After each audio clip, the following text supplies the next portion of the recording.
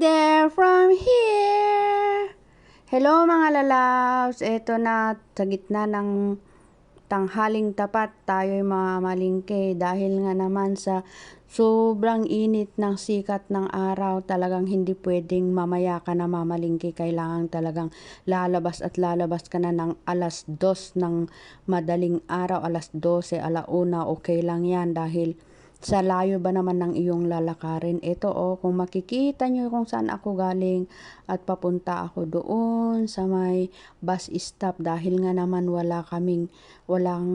walang bus stop sa amin dahil nasa private places kami, nasa terraces kami na kung kailangan talagang bababa ka dahil hindi nakakapasok doon ang public cars, ang mga shuttle bus, ang mga buses, wala talaga. Which is dahil nga naman sa gitna tanghaling tapat sa oras na to ay kailangan talagang maglakad ka hanggang doon sa banda roon ng may hintuan ng bus dahil hindi ka makakahagilap ng mga taxi, ng mga bus dito sa may malapit sa amin.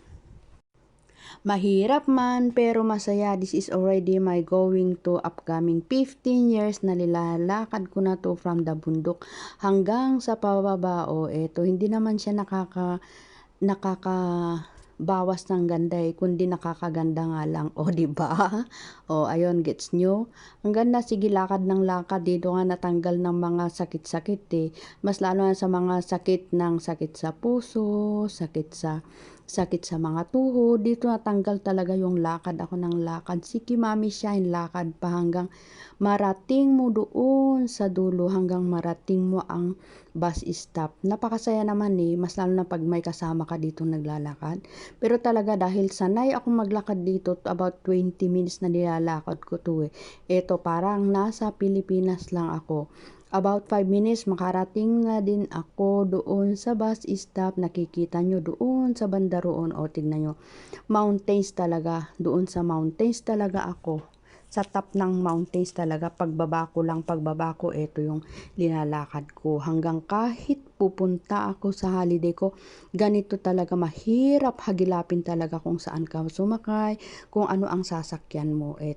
Dito sa banda dito sa amin ay this is the place for jogging, this is the place of climbing mountains. Nakikita niyo yung mga mountains dito sa amin, yung napakasikat na aakyatan,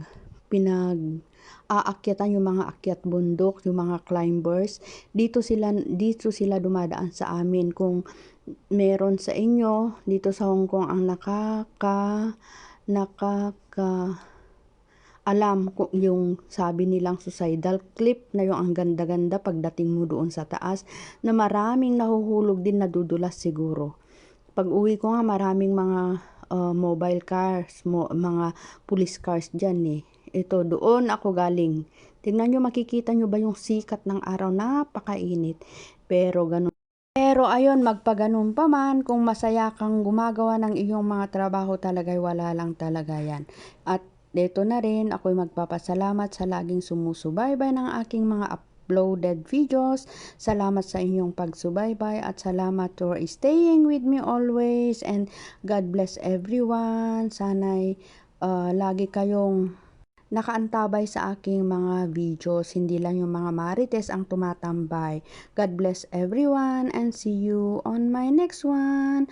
I love you all, followers and friends. Bye bye.